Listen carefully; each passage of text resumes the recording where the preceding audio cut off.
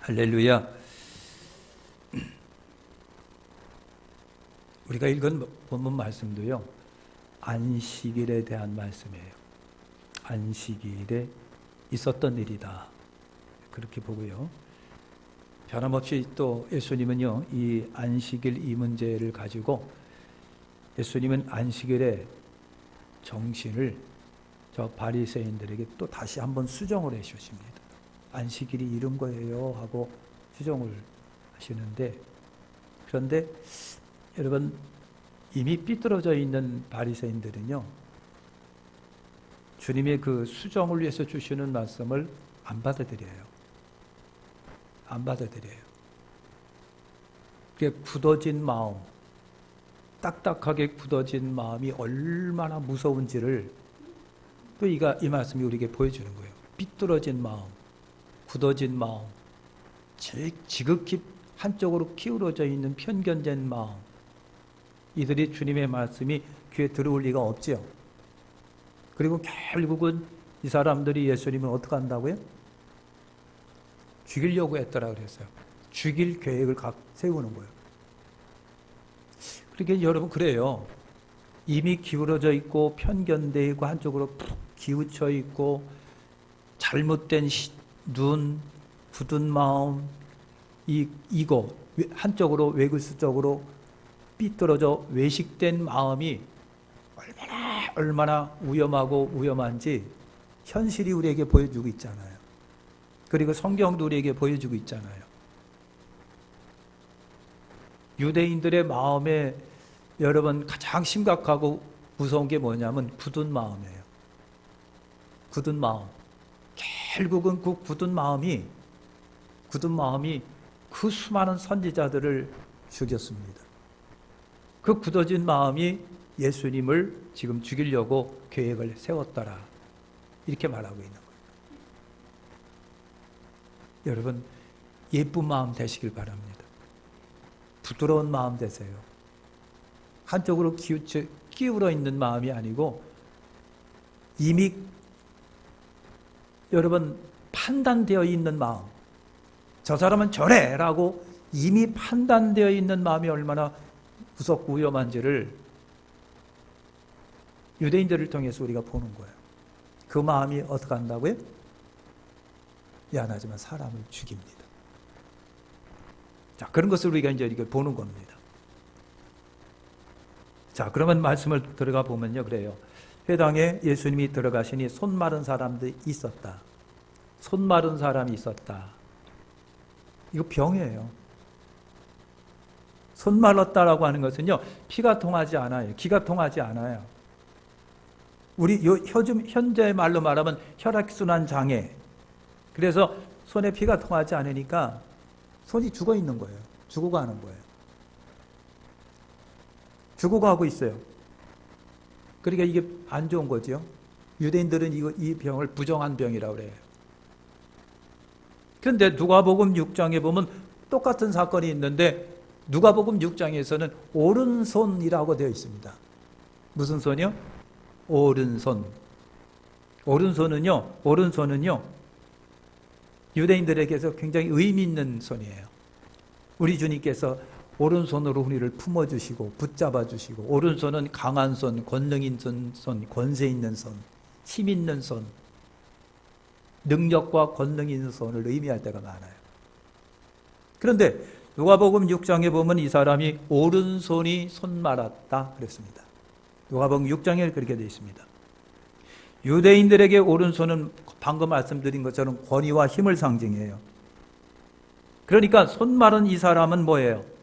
이 사람은 삶의 힘을 잃었다, 그런 말입니다. 삶의 힘을 잃었어요. 삶의 능력을 잃었어요. 경제적 수단의 능력을 잃었어요. 역할을 잃었어요. 우리 성경에는, 신약 성경은 없지만 나사렛 복음이라고 하는 복음서가 있습니다. 거기에 보면요, 이 손 마른 사람이 예수님께 어떻게 기도했는지를 보여주는 구절이 있습니다. 그가 그렇게 기도합니다. 나는 내 손으로 생계를 유지하는 석공이었습니다. 비 오니 예수여 내 손을 고쳐주사 나로 빌어먹지 않게 해 주시옵소서. 석공 기도가 그거예요. 석공이었는데, 그런데 이것 때문에 빌어먹게 생겼다는 얘기예요. 그래서 빌어먹지 않도록 고쳐주시옵소서. 그런 거예요. 그러니까 여러분, 이 손 마른 사람은요, 역할을 하지 못하고 있는 거예요.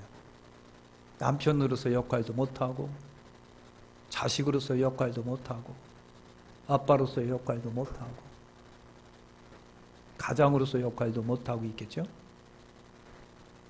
또 하나는요, 아까 말한 것처럼 유대인들에게 손 마른 병은 이거 부정한 병이에요. 그러니까 자동적으로 유대인 공동체로부터 떠나 있습니다. 공동체 일원으로서의 역할도 여러분 못하고 있는 거예요. 얼마나 불행한지 몰라요. 손 말랐다라고 하는 것이 여러분 그런 거예요. 역할을 못하고 있는 거예요. 혹시 그렇습니까? 영적으로 보면요, 손 마른 사람이 영적으로 보면요, 여러분 섬김과 봉사가 끊어진 자를 의미하기도 됩니다. 교인으로서의 역할, 하나님 백성으로서의 역할, 크리스찬으로서의 역할, 교인으로서의 역할이 없는 경우도 여러분 되는 거예요. 없는 경우도. 쉽게 말하면 영적인 무능자가 된다는 얘기죠. 여러분, 아무것도 안 하는 것이 부정입니다. 아무것도 안 하는 것이, 못하고 있는 것이 부정이고요. 정결이 뭔 줄 아십니까? 이탈되고 안 하고 못하는 것으로부터 다시 회복되어 제 일을 하는 것이 정결인 거예요. 여러분, 아무것도 안 하고 부정이고 회복하는 것이 정결입니다. 그러니까 여러분 그렇습니다. 우리 예수님께 오면은 부정이 뭐가 변될까요? 정결로 바꿔지는 거예요. 이것이 우리 예수님이십니다. 그래서 예수님은요, 이 손 마른 사람, 그 손을 내밀라 하시고 그 손을 치료해 여러분 주시는 겁니다. 자, 그런데 그가 어디에 있었다? 어디에 있었다? 아니, 성경 좀 보세요. 뭐 죄맛밖에 있습니까? 뭐 회당에 있었다. 회당에 있었다. 이분이 손 마른 사람이요, 언제부터 있었는지는 모르겠어요. 그러니까 손 마른 사람이 어느 날 갑자기 이러지는 않았을 테니까, 진행 과정이 있었을 테니까 회당에 늘 있었을 거예요. 있었을 거라고 하는 겁니다. 이 사람이 왜 회당에 있었을까? 그런데 회당으로부터 어떤 혜택도 못 누리고 그냥 절망 가운데 기약 없이 기다리고 있었다라고 우리가 보는 겁니다. 이것이 율법의 한계를 우리에게 지적을 해주는 거예요. 율법의 한계. 여러분, 지금 예수님께서 회당에 있는데 바리새인들이 안식일입니다, 이때가. 그래서 바리새인들이 이 사람들이 헤롯 당원들과 함께 예수님이 이 사람을 고치나 안 고치나 망보고 있었다라고 성경은 말하고 있잖아요. 회당은 율법 종교의 한계를 우리는 보고 있는 거예요. 바리새인들, 율법을 잘 지킨다고 하는 사람들, 하나님을 잘 섬긴다라고 하는 사람들, 종교적 지도자들, 종교인들, 그리고 회당 안에 손 마른 사람들, 언제부터 있었는지는 몰라도 절망 가운데 기약 없는 기다림을 하고 있는 이 손 마른 사람. 여러분, 바리새인들은요, 못해서도 안 하고, 그 다음에 부정하다고 다가가지도 안 하고, 그리고 안식일이라고 안 하고 그냥 있는 거예요. 이것이 율법입니다. 그래서 예수님이요, 이런 모습을 보시면서 어떻게 하시고? 비통해 하신 거예요. 율법을 잘 지킨다고 생각하는 그 사람들이 못해서도 이 사람 그냥 내버려 두고, 부정하니까 다가가지도 않고 그냥 내버려 두고, 안식일이라고 아무것도 안 하고 그냥 내버려 두고, 이것이 예수님은 분한 거예요. 이것이 예수님은 노를 받을 수밖에 없는 거예요. 이것이 율법의 한계입니다. 이것이 종교인들의 한계라고 하는 겁니다. 자, 두 번째, 기회를 노리는 사람들이 있습니다. 바리새인과 헤롯 당원 사람들이에요. 바리새인들은 뭐 잘 아실 거예요. 바리새인들은 아주 그냥 그때 당시에는요, 아주 본받을 만한 종교인이고 율법을 그렇게 잘 지키는 사람들이고 하나님 섬김을 아주 1등으로 행하는 사람들이에요. 이 헤롯 당원들은요, 정치인들이에요. 헤롯 대왕의 수족들이고 헤롯 대왕을 위해서 여러분 이렇게 결성된 사람들이 헤롯 당원들입니다. 그러니까 헤롯 대왕이 소위 말하면 여러분 그 주변 자기가 통치하고 있는 지역의 평화를 위해서, 안정과 질서를 위해서 이런 사람들을 길러내는 거예요. 그래갖고 이 사람들에 의해서 여러분 좀 사회를 안정되게 하려고 하는 이와 같은 헤롯 당원들이 있었습니다. 그런데 여러분, 예수님을 시험하고 예수님을 죽이려고 하는 데는요, 이 바리새파와 헤롯 당파가 이렇게 연합을 합니다. 어떻게 보면요, 바리새인들은 헤롯 당원들을 안 좋아할 사람들인데, 근데 나쁜 짓을 위해서는 연합을 합니다. 그래서 바리새인과 헤롯 당원들이 지금 여러분 예수님을 이제 망보고 있는 거예요. 망보고 있는 거예요. 예수님을 노리는 이유가 고발하기 위해서 그렇다고 그랬습니다. 그러니까 성회당 안에 손 마른 사람이 여러분 있어요. 손 마른 사람이 분명히 저기 있어요. 근데 이 사람들이 이런 데로 이렇게 쳐다보고 있는 거예요. 예수와 저 사람, 예수와 저 사람. 왜 쳐다보느냐? 왜 감시하느냐? 왜 노리고 있느냐? 그러니까 그 사람들이 심보가 그래요. 예수야, 빨리 가서 고쳐. 빨리 가서 고쳐. 그럼 내가 너희들 고발할 거야. 빨리 가서 고쳐. 내가 그럼 너희 고발할 거야. 이거예요. 이렇게 하면서 이 사람들이 예수님을 고발하려고 지금 주시하고 있는 거예요. 안식일에 병을 고치나 아나를 엿보고 있습니다. 고치면 안식일 위반이요? 그러면 고발할 겁니다. 여러분, 이 사람들에게 있어 한 사람이 손 말라가지고 역할을 잃어버리고 비통과 절망에 빠져 있는 것은 눈에 안 들어옵니다. 그리고 오히려 이 사람을 이용을 해서 예수님을 고발하려고 지금 수를 쓰고 있습니다. 이 사람들에게 생명 존중 정신이 있겠느냐고요. 여러분, 생명이 중요한데 그것과 상관없이 이 사람들은요, 규정만 생각하고 있는 거예요. 안식일 규정. 사람 생명이 어떻든 한 사람이 죽어가는 것 상관없이 여러분 안식일 규정만 생각하고 있는 거예요. 규정을 어겨라. 그러면 우리가 고발할게. 여러분, 이 규정 때문에 중요한 진리를 놓치고 있는 사람들, 규정 때문에 중요한 진리를 놓치고 있는 사람들, 이들은요 하나님의 뜻에 이미 벗어나 있는 거예요. 그래서 예수님은 분노하는 거예요. 규정을 위해서 생명을 등한시하고 아파하는 거, 고통스러워하는 거, 절망에 빠져 있는 거 상관없습니다. 규정 하나 지키기 위해서 규정 하나 생각하고 이 어려움 속에 직면한 사람을 방치하고 있는 거예요. 이 사람들은요 마치 그런 것과 같은 거예요. 여러분, 짐승을 사냥하기 위해서 덫을 놓습니다. 덫을 딱 놓고 함정도 파거나 올무를 놓거나 작사를 놓거나, 그리고 여러분 화살이나 총 가지고 망복이 있고 이런 사람들을 연상합니다. 달려들기만 해봐라, 오기만 해봐라, 그러면 잡겠다는 얘기예요. 이것이 피열한 자, 사악한 자, 간교한 자의 여러분 모습인 거예요. 여러분, 덫을 놓고 잘못되기를 기다리는 사람, 안 되기를 바라는 사람, 자빠지기를 바라는 사람, 올무리에 걸려 넘어지기를 바라는 사람, 죄짓기를 바라는 사람, 이탈하기를 바라는 사람, 벗어나기를 바라는 사람, 이거는 신앙인으로서 할 짓이 아니죠.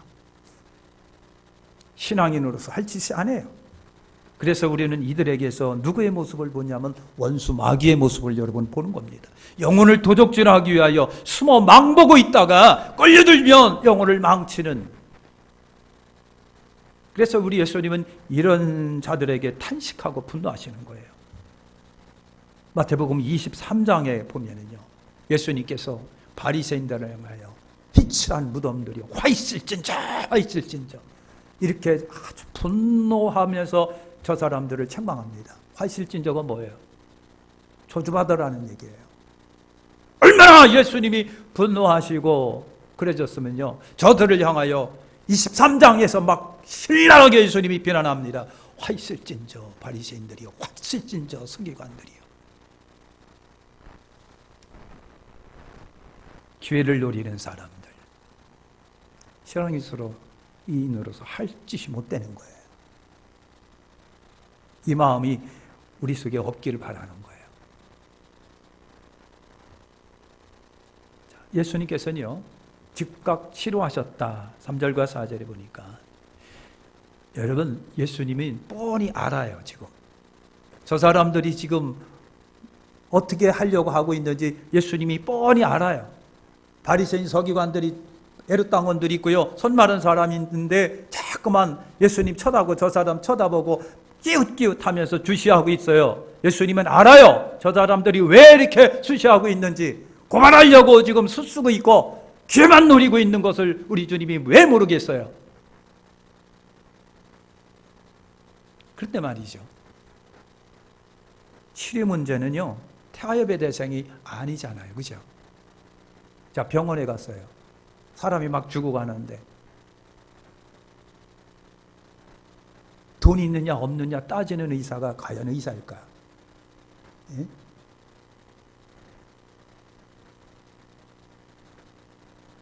병원에 찾아갔어요.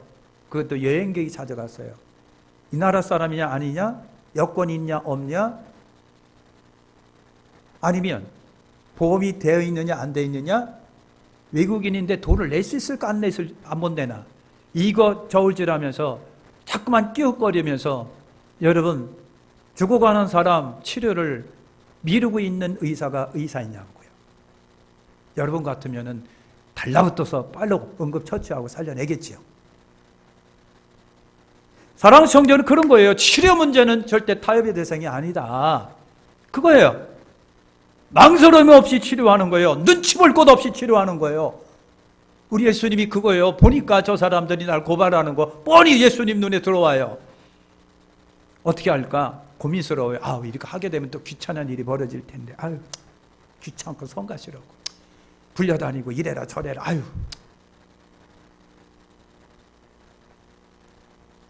소송에 걸리고 싶은, 빨려 들어가고 싶지 않은 것이 우리 모두의, 여러분 그래요.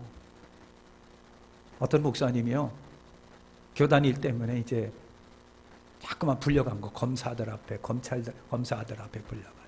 이 사람들, 이 사람들은요, 상하 관계가 없어요. 무조건 들어오면 죄인이요. 목사님도 상관없고요, 선배 같은 거 상관없어. 무조건 죄인으로 지금. 얼마나 목사님이 들어왔는데 얼마나 닥달하고 협박하고 그러는지. 그렇게 아주 그냥 한번 들어갔다 나오니까 아주 그냥 얼굴이 노래졌어. 야, 이거 못 올 때다. 그러니까 앞으로는 이런 것에 관여를 안 하는 거야. 나한테 그런 거 시키지 마. 나하고 상관없는 일을 관여하고 싶지도 않고, 그런데 관여하고 싶. 야, 이게 여러분, 이게 솔직히 말해서 진짜 사회적인 문제가 될 수도 있잖아요. 그죠? 내가 관여해야 되는데도 그것 때문에 안 하고 있는 거. 여러분, 이것이 사회예요. 치열한 사회. 내가 당해보니까 저 검사 나쁜 놈들이야. 나쁜 놈들. 젊은 것들이 말이야. 나이도 상관없이 막 삿대질하고 욕하고 말이야. 쳐받고 막 그냥 보태기, 따기를 때리지 않는단 말이야. 근데 이런 것에 충격을 먹어봤고요, 어떤 것들에 관여를 안 하는 거예요. 그러니까 뭐가 돼요? 자꾸만 어려워지니까 나한테 그런 거 시키지 마. 안 해. 시키지 마. 그러니까 무관심이 도를 넘어가기 시작합니다. 사랑하는 성도 여러분, 그런 거예요. 우리 예수님이 뻔히 알잖아요. 그런데 우리 예수님이 어떻게 하라고 해서 뻔히 저 사람들이 나를 고발할 걸 아시면서 여러분 손 마른 사람을 가운데 세웁니다. 여보세요. 손 마른 사람이 여기 쓰세요. 저들 눈에 보는 앞에서 쓰세요. 그리고 예수님이 치료해 주세요.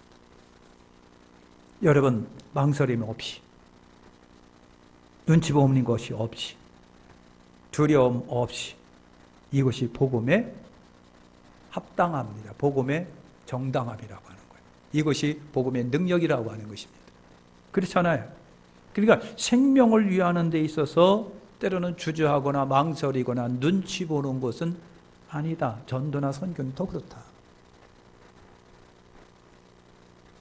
그래서 주님이 손 마른 사람이 그 가운데 서라 그랬습니다. 형제여, 여기에 쓰세요. 여기가 어디입니까? 회당 한가운데예요. 회당 한가운데를 말합니다. 한가운데 사람. 한가운데는요, 바로 공동체 안을 말합니다. 한 공동체 일원으로서 너 여기 쓰세요. 그런 겁니다. 여러분, 역할을 잃어버린 사람을 한가운데 세우는 것이 뭐다? 복음이다. 공동체 일원으로서 역할을 잃어버렸어요. 가장으로서 역할을 잃어버렸어요. 사회인으로서 역할을 잃어버렸어요. 다 역할을 잃어버렸어요. 건강해야 될 사람이 건강도 잃어버렸어요. 우리 예수님은요, 한가운데 서라. 이거는 여러분 회복시키면서 같은 일원이 되도록 하시겠다라고 하는 거예요. 예수를 믿으면 역할이 회복이 되는 거예요. 잃어버렸던 역할이 회복이 돼요. 사회 부적응자가 예수 믿으면서 회복이 돼요. 아픈 자가 회복이 돼요. 방탕하는 사람이 회복이 되며 가정의 중앙 위치에 서는 거예요. 크리스찬이 역할을 잃어버린 크리스찬이 한가운데 쓰여지게 됩니다. 역할을 회복하는 거예요. 이것이 복음이에요. 가운데 서라. 그리고 당당하게 예수님은 그 손마른 병을 치료해 주신 거예요. 그리고 예수님께서 치료하시면서 바리새인들에게 경고를 하셨습니다. 4절에 보니까 안식일에 성을 행하는 것과 악을 행하는 것, 생명을 구하는 것과 죽이는 것, 어느 것이 옳으냐 그랬습니다. 어느 것이 옳으냐. 이 말 속에는 이것이 있는 겁니다. 선을 행하지 않는 것은 악을 행하는 것입니다. 생명을 구하지 않는 것은 생명을 죽이는 겁니다. 상처 입은 생명을 돕지 않는 것은 죽이는 것과 같습니다. 어느 것이 옳습니까? 어느 것이 옳습니까? 여러분, 그래서 예수님이 그 손 마른 사람을 치료해 주신 거예요. 선을 행하지 않는 것은 악을 행하는 것이고 생명을 구하지 않는 것은 생명을 죽이는 겁니다. 깨달았어요. 그리고 잘못 삐뚤어져 있고 삐뚤어져 있는 저 사람들을 향하여 그러는 거예요. 상처 입은 생명을 돕지 않는 것은 오히려 죽이는 것과 같습니다. 그리고 서시오. 그리고 치료해 주신 거예요. 그런데 여러분, 예수님의 그 말씀이 그들에게 소용이 있었을까? 없잖아요. 없잖아요. 마음이 완악하고 강팍하고 교만한 겁니다. 그러다 보니까 예수님의 그 엄청난 생명의 말씀이 들어오지를 않아요. 그리고 지들끼리 안 되겠다, 야 예수 죽여야지 뭐 안 되겠어요. 죽이자. 아까 서두에 말씀드렸잖아요. 이 완악한 마음, 강팍한 마음, 한쪽으로 치우쳐 있는 교만한 마음이 어떻게 한다? 사람을 죽인다. 사람을 죽이는 거예요. 그래서 회개도 없이 저 사람을 예수님을 죽이려고 해요. 성경에는요, 예수님이 분노하신 경우가 있습니다. 화내신 경우가 있다는 얘기예요. 우리 예수님은 화를 안 내실 것 같아도 분노를 하셨어요. 화 안 내시는 분이 분노할 때는 무섭잖아요. 어느 때 분노하셨을까? 요한복음 2장 14, 22절에 보면은요, 예수님이 성전 정화하실 때 굉장히 분노하신 것을 봅니다. 그죠? 노끈으로 채찍을 만드사 양이나 소를 다 성전에 내쫓으시고 돈 바꾸는 사람이 돈을 쏟으시며 상을 엎으시고 요한복음 2장 15절에 있어요. 그러면서 기도하는 집을 뭘로 만들었다? 강도의 소굴로 만들었다. 한참 목적에서 벗어나 있어요. 하나님의 뜻에서 벗어나 있어요. 여러분, 하나님의 뜻에서 벗어난 충성은 오히려 교만입니다. 하나님의 뜻에서 벗어난 충성은 오히려 사람을 죽이도록 되어 있습니다. 예수님이 그것 때문에 분노하신 거예요. 여러분, 기도하는 집을 강도의 소굴로 만들었습니다. 그리고 죄를 죄인 줄 모르고 있는 저 사람들을 향하여 예수님은 분노하신 거예요. 기도하는 집을 강도의 소굴로 만든 저 사람들. 그러면서 죄를 죄인 줄 모르고 안식일의 주인 되신 예수님이 책망할 때 흘려버리고 오히려 예수님을 죽이려고 하는 저 사람들. 그때 주님은 뭐 하신다? 진노하신다. 분노하신다. 또 요한복음 11장에 보면 죽은 나사로 이야기가 있습니다. 여러분, 나사로가 죽었어요. 예수님이 조금 여러분 좀 그 시간을 늦춰갑니다. 그래서 죽었습니다. 사흘이 지난 후에 가니까 이미 죽어가고 냄새가 납니다. 일찍 오셨더라면 오빠가 안 죽었을 텐데. 예수님께서 마리아에게 그랬어요. 걱정하지 마세요.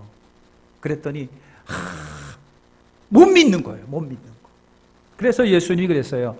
33절에 요한복음 11장 30절에 믿지 못하는 마르다 자매를 보시며 비통해 하셨다 그랬어요. 이 비통해 하셨다는 말은 여러분 원어적으로 본다면 동요하셨다, 흥분하셨다라고 하는 말이 더 정확하답니다. 그것은요 뭐예요? 저들의 믿지 못함을 보고 예수님께서 막 속에서 그냥 우라가 나오는 거예요. 우라가 나오고. 여러분, 불신앙의 예수님은 진노하시는 거예요. 마태복음 8장 보면 풍랑을 잔잔케 하신 예수님이 말씀이 있습니다. 마태복음 8장 26절에 예수께서 어찌하여 분수하느냐 믿음이 작은 자들 하시고 곧 일어나 바람과 바다를 꾸짖으시니 그랬습니다. 여러분, 믿음이 없어 두려워하는 제자들을 보시고 분노하십니다. 믿음이 없으면 예수님은 그 믿음 없는 사람들을 향하여 뭐라고요? 분노하시는 거예요. 믿음이 없는 거. 믿음이 없을 때는요, 행동으로 믿음이 없는 것이 나타나게 되어 있습니다. 따라서 아시죠? 믿음이 없으면, 조금 더 큰 소리로 할까요? 믿음이 없으면 행동으로 나타난다. 그러니까 믿음이 없는 사람은 행동으로 믿음이 없는 것이 나타나요. 뭐 여러분 잘 아실 거예요. 뭘로 나타날지는 잘 아실 거예요. 그때 예수님이 어떻게 하신다? 분노하신다. 책망하신 거예요. 그래서 믿음이 없는 제자들을 보시고 분노하시면서 어찌하여 믿음이 없느냐. 그러면서 바람과 풍랑을 꾸짖으셨다 그랬어요. 세상에서 혼란과 시련의 바람을 일으키는 마귀를 향하여 예수님은 분노하시는 거예요. 마가복음 10장 아이들이 예수 곁으로 막 옵니다. 엄마들이 우리 애 좀 만져주세요 하고서 엄마들이 막 달려오는 거예요. 그냥 엄마들이 애기 안고 우리 예수님 우리 애 좀 만져주세요. 우리 애 좀 만져주세요 하고 막 오는 거예요. 그러니까 제자들이 애들은 가고 어른만 와 그러는 거예요. 그냥 애들은 가라고 그냥 애들 왜 데리고 왔느냐고 그냥.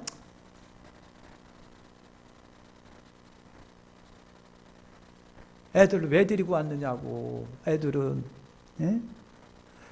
왜 데리고 왔느냐고 제자들이 막 그러는 거예요. 애들은 왜 데리고 왔는데 바쁜데 그냥 찡찡거리고 그냥.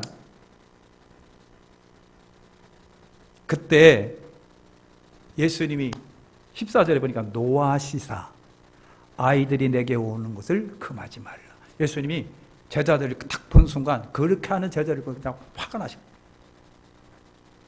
그리고 노하사 아이들이 내게 오는 것을 금하지 말라 하시면서 천국은 이런 자들의 것이니라. 그러니까 여러분 그래요. 아이 같은 마음과 심정이 되지 못할 때 분노하시는 거예요. 순결하지 못하면 분노하십니다.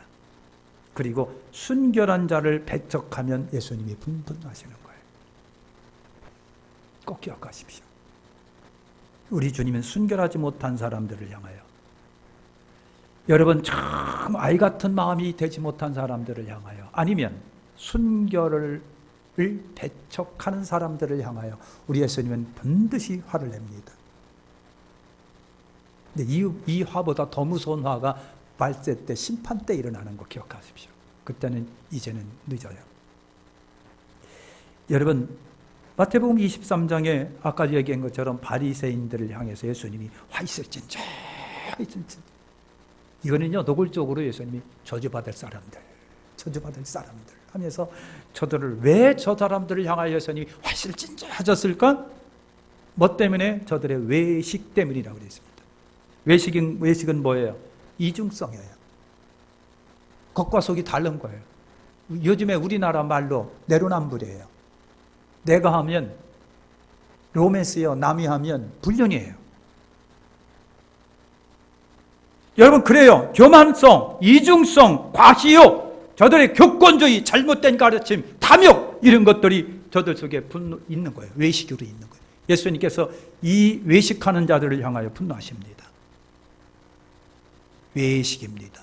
이것도 아니고 저것도 아니고, 겉은 훌륭한데 속은 이미 아닌 겁니다. 오늘 우리가 읽은 말씀이 바로 그것입니다. 규정에서, 규정 때문에 생명을 등한시하고 있는, 마치 안식일 준수가 우상처럼 돼 있어가지고요, 그래가지고 다른 게 안 봐요. 고통당한 사람 눈에 안 들어오고, 비참한 사람이 눈에 안 들어오고, 영들어서 고통 속에 있는 사람 눈에 안 들어오고, 규정. 규정이 굉장히 중요한데도 불구하고 결정적인 순간은 규정을 초월하는 것이 사람 생명이란 말이죠. 마치겠습니다. 안식일은 사람을 위하여 있고 사람이 안식일을 위하여 있지 않다. 안식일의 주인은 예수님이시다. 안식일은 사람에게 뭘 주는 날이라고요? 자유와 기쁨이에요. 그러니까 저나 여러분이나 주일 성수를 통해서 뭐가 일어나야 돼요? 자유함이 일어나야 돼요. 감사와 기쁨이 막 일어나야 돼요.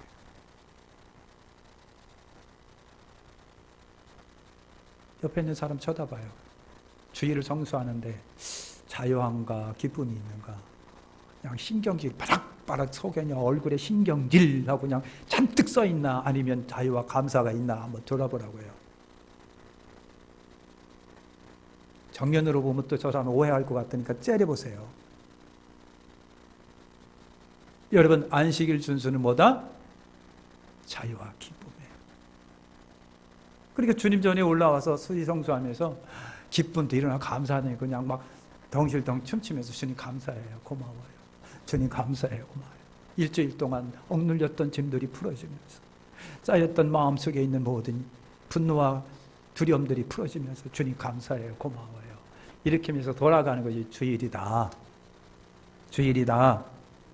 우리 예수님의 분노를 사지 마시길 바랍니다. 어떤 때 분노하신다고?